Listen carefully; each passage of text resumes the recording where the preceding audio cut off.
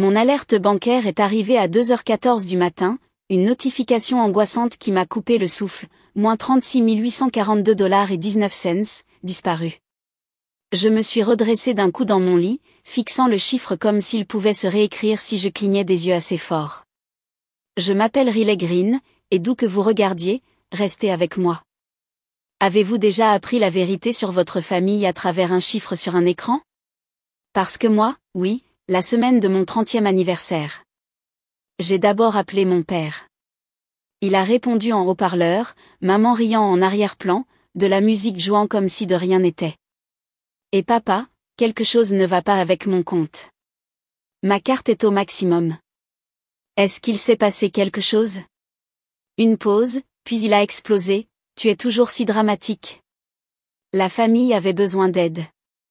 Ta mère a été opérée, le camion de ton frère est tombé en panne, et l'hypothèque était en retard. Je suis restée là, figée. Pourquoi ne m'as-tu pas demandé? Il a ricané, nous n'avons pas besoin de demander ce que tu nous dois. Puis sa voix est venue, celle de maman, avec ce ton suffisant et négligent, et puis, qu'est-ce que tu allais faire? T'acheter un gâteau et des bougies? Tu peux fêter ça seule. Nous avions de meilleurs projets. Ce silence après, c'était mon dernier cadeau d'anniversaire. Alors, ne m'appelez plus jamais, ai-je dit calmement. Et je le pensais. J'ai raccroché. Je me suis connecté à chaque compte, chaque prélèvement automatique, chaque accord permanent. Vous voyez, ils pensaient que parce que j'étais la responsable, celle qui avait réussi, ils avaient un accès à vie à mes veines. Mais cette nuit-là, je suis devenue un scalpel. L'hypothèque, annulée, elle était à mon nom, le crédit de maman ne suffisait pas. Le camion, saisi avant midi le lendemain, ma banque a qualifié cela d'utilisation non autorisée, je les ai laissés faire. Son prêt étudiant, je l'ai, ma caution révoquée pour contrainte financière. Pas d'avertissement, pas de cri, juste un détachement chirurgical. J'ai transformé ma douleur en paperasse, et leur cadeau d'anniversaire pour eux-mêmes a été le moment où ils m'ont perdu. Le lendemain matin, mon téléphone s'est allumé comme un feu de forêt. Appel manqué, texto après texto, en colère, confus, puis soudainement doux. Riley, le camion a disparu. Qu'est-ce qui se passe? Chérie, est-ce qu'il s'est passé quelque chose avec l'hypothèque? La banque dit qu'elle est en défaut de paiement. Appelle-nous, nous sommes une famille. Famille. Drôle comme ce mot n'apparaît que lorsque les lumières s'éteignent. Je n'ai pas répondu. J'étais occupée à geler mon crédit, à changer tous mes mots de passe, à appeler chaque agence nécessaire pour déconnecter les lignes de vie qu'ils avaient vidées. Vous voyez, ils avaient oublié quelque chose, je n'étais pas seulement généreuse, j'étais la propriétaire. J'étais la cosignataire, la garante, le contact d'urgence qu'ils utilisaient comme une foutue carte de débit. Et ils ont confondu ma gentillesse avec une permission éternelle. Ce ne sont pas les 36 000 $ qui m'ont brisé, c'est la facilité avec laquelle ils l'ont fait. Pas de culpabilité, pas d'hésitation, juste un anniversaire gâché par les personnes qui m'ont appris à quoi devrait ressembler l'amour, puis m'ont revendu cette image avec une signature falsifiée. J'ai ouvert mes anciens messages, j'ai fait défiler jusqu'à Noël dernier. Papa, nous sommes fiers de toi, ma fille. Tu es notre histoire à succès. Maman, nous ne le disons pas assez, mais tu es notre miracle. Je pleurais en lisant ça avant. Maintenant, je me sentais juste vide. Parce que si j'étais un miracle, pourquoi m'ont-ils transformé en distributeur automatique avec un cœur qui bat? J'ai annulé leur ligne de vie avec le même silence qu'ils utilisaient pour vider la mienne. Et pendant qu'ils appelaient, criaient, suppliaient, j'ai pris une longue et profonde respiration. Pour la première fois, je n'étais pas celle qui réparait, j'étais le pare-feu. Et je n'avais pas encore fini. Vendredi, ils étaient assez désespérés pour se présenter en personne. J'ai regardé par le Judas, papa, le visage rouge, arpentant le porche comme s'il payait le loyer, maman, dans son cardigan imprimé léopard, pleurant faussement plus fort que la sonnette. Je n'ai pas répondu. Je les ai laissés crier à travers le bois, parce que les cris ne sont que du bruit quand ils ne sont pas soutenus par le respect. Ils sont restés là pendant 10 minutes, ils ont martelé, supplié, menacé. Riley, tu es en train de tout gâcher. Nous te faisions confiance. Comment as-tu pu faire ça à ta propre famille? Je me suis assise sur le canapé, sirotant un café dans la tasse qu'il m'avait offerte il y a 2 anniversaires. Il y avait écrit dièse infille. Mignon, non? J'ai laissé sonner la sonnette, et quand ça s'est arrêté, j'ai ouvert mon ordinateur portable et j'ai envoyé le dernier email à mon avocat, document de dissociation complète, procuration révoquée, lien financier dissous. Cela incluait le forfait téléphonique familial, Amazon Prime que je payais depuis 6 ans, Hulu, Netflix, les factures de services publics à mon nom parce que le crédit de maman était pourri. J'ai coupé chaque cordon. Cet après-midi-là, maman a publié un statut énigmatique sur Facebook, ce sont toujours ceux que vous aimez le plus qui vous blessent le plus profondément. Elle n'a tagué personne, mais ses amis ont inondé les commentaires, tu l'as élevée trop mollement, elle te doit tout, les enfants d'aujourd'hui sont tellement ingrats. Ingrates? Je leur ai tout donné, non par devoir, mais parce que je croyais en la famille, jusqu'à ce qu'ils l'utilisent comme une arme. J'ai changé de numéro ce soir-là. J'ai laissé un dernier message vocal, vous avez choisi votre confort plutôt que ma confiance. Vous avez brisé ce que j'ai passé ma vie à construire. Alors maintenant, vous pouvez reconstruire sans moi. Puis j'ai bloqué chaque contact. Pas de feu d'artifice, pas de plan de vengeance, juste le silence, le même genre qu'ils m'ont donné quand ils ont vidé ma vie pour leur convenance. Et le silence, enfin, était à moi. Tout a commencé par un texto de ma cousine Amanda, as-tu vraiment coupé le gaz chez tes parents? Il fait un froid de canard, Riley. Ils n'ont pas de chauffage. J'ai fixé le message pendant une bonne minute avant de répondre, je ne l'ai pas coupé. J'ai juste arrêté de le payer. Pas de réponse. Juste 3 points, puis plus rien. Ce silence était plus fort qu'une gifle. Plus tard dans la journée, ma mère a envoyé un email depuis une adresse jetable. Objet, nous ne t'avons pas élevé pour que tu sois comme ça. Je ne l'ai pas ouvert. Je n'en avais pas besoin. Parce que voici ce qu'elle ne comprenait pas, c'est elle qui m'a élevé comme ça. E2. En m'apprenant que l'amour devait se mériter, que la loyauté venait avec un registre, que ma valeur dépendait de ce que je pouvais donner, réparer, couvrir ou nettoyer.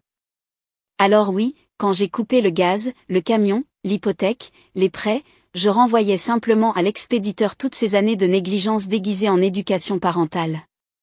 Papa m'a dit un jour, la famille ne tient pas les comptes. Il a dit ça juste après que j'ai payé sa 2e amende pour conduite en état d'ivresse. Alors j'ai arrêté de tenir les comptes. Et j'ai fermé le compte. J'ai commencé une thérapie ce mois-là. Ma thérapeute a demandé, quand vous êtes-vous senti responsable de vos parents pour la première fois? J'ai répondu sans réfléchir, quand j'avais 12 ans et que maman pleurait parce qu'elle ne pouvait pas payer la facture d'électricité, alors j'ai trouvé un travail de balayage de cheveux après l'école. C'était la première fois que je réalisais que c'était moi qui les élevais, et non l'inverse. Et maintenant, tout ce que j'avais fait, c'était enfin grandir et laisser les enfants derrière moi. Je ne me sentais pas coupable. Je me sentais lucide. Parce que parfois, se choisir soi-même ressemble à de la violence pour les personnes qui ne vous connaissaient que comme une ressource. Et je n'étais plus disponible pour un retrait. Le chat de groupe a été renommé sans moi. Les fils de discussion familiaux que j'avais créés, maintenant réutilisés pour m'enterrer vivante. Des captures d'écran ont atterri à nouveau dans ma boîte de réception, envoyées par Amanda. Elle n'a même rien dit cette fois, elle a juste envoyé les preuves. Riley est sans cœur. Nous lui avons tout donné, des vêtements, de la nourriture, un toit. Elle est devenue snob et a oublié d'où elle venait. D'où je venais? Laissez-moi vous rafraîchir la mémoire. Je venais d'avis d'expulsion scotché aux fenêtres, de regarder maman simuler des crises pour obtenir des délais de paiement, de papa empruntant de l'argent et appelant ça des cadeaux que je devrais être reconnaissante de donner. Je venais de la survie, et je l'ai transformée en stabilité pour nous tous. Mais il ne voulait pas de stabilité, il voulait de la soumission. Il me voulait dépendante, coupable, reconnaissante, parce que mon succès rendait leur stagnation impossible à ignorer. Alors maintenant, quand je tenais bon, j'étais froide, sans cœur, ingrate. Ils ont oublié les dîners que j'ai payés, les Noëls que j'ai rendus magiques, les anniversaires qu'ils n'ont jamais retenus mais qu'ils s'attendaient toujours à ce que je finance. Amanda a de nouveau envoyé un message, je sais que c'est compliqué, mais ce sont toujours tes parents. J'ai tapé, fait une pause, supprimé, puis écrit, et si vous brisez quelqu'un encore et encore, vous ne pouvez pas être choqué quand il arrête de rentrer à la maison. J'ai bloqué le fil de discussion. J'ai fait taire la culpabilité.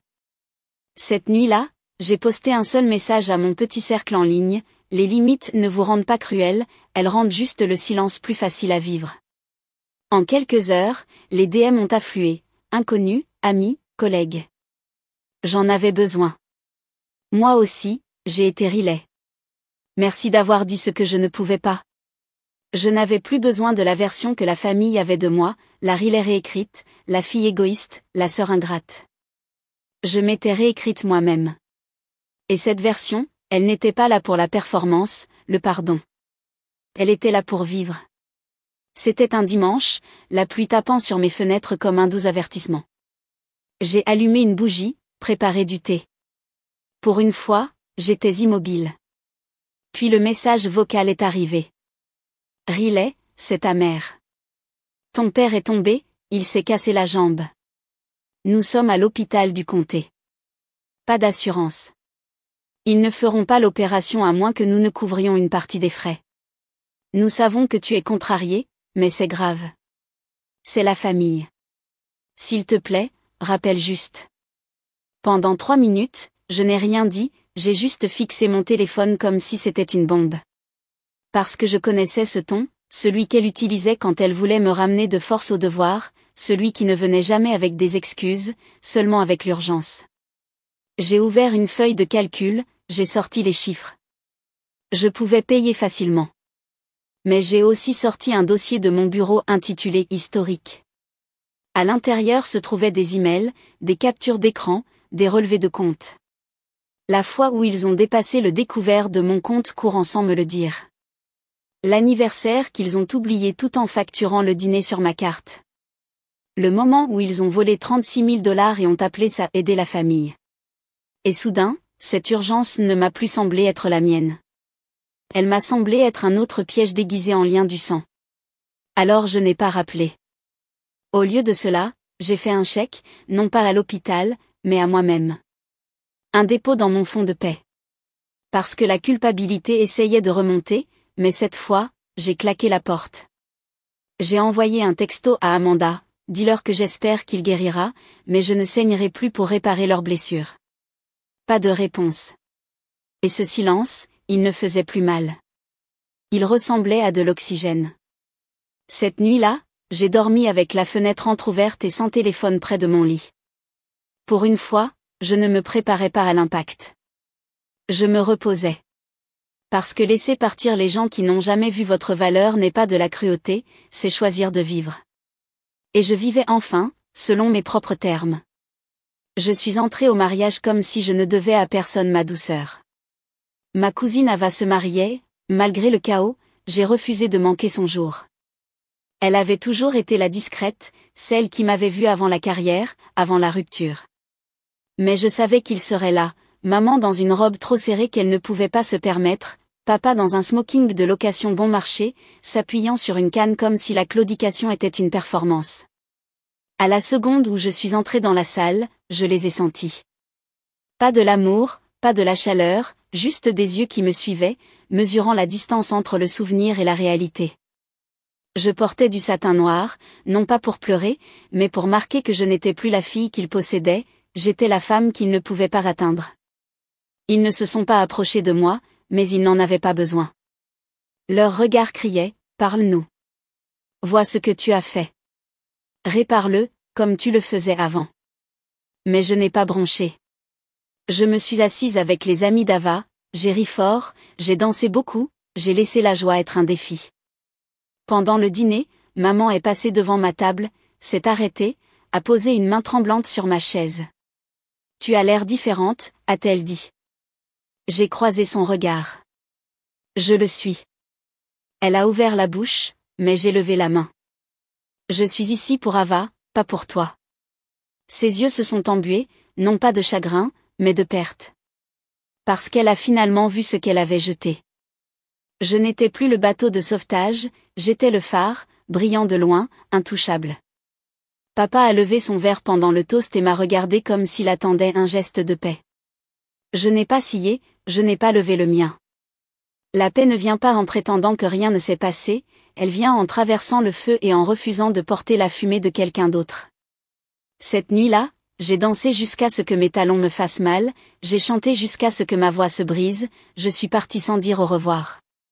Et quand je suis rentrée chez moi, j'ai retiré une dernière chose du prélèvement automatique, mon enfance. Cela fait 1 an depuis les 36 000 $ volés, depuis le message vocal qui a brisé plus que ma confiance, depuis que j'ai arrêté de répondre à leurs appels et que j'ai commencé à répondre aux miens. La culpabilité ne frappe plus de la même manière. Avant, elle apparaissait dans ma poitrine comme une alarme incendie, maintenant c'est juste un faible bruit de fond, facilement réduit au silence par la vérité.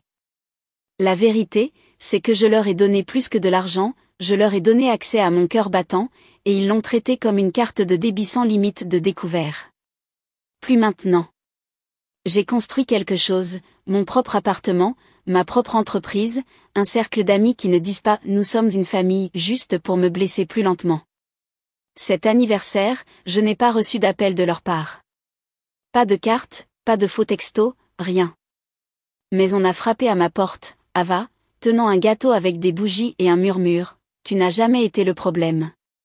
Tu as juste été la première à t'échapper. » Nous avons allumé les bougies. Nous n'avons pas fait de vœux, nous avons juste respiré.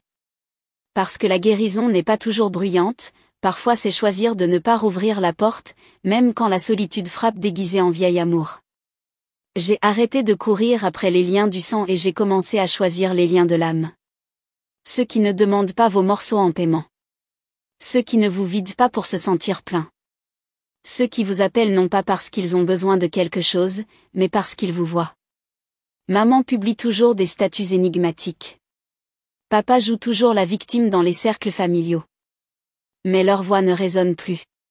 Parce que j'ai construit des murs de respect de soi. Et je me fiche de ce qu'ils disent maintenant. Parce que je ne suis plus à eux pour être ruiné. Je suis à moi. Entièrement. Finalement. Librement.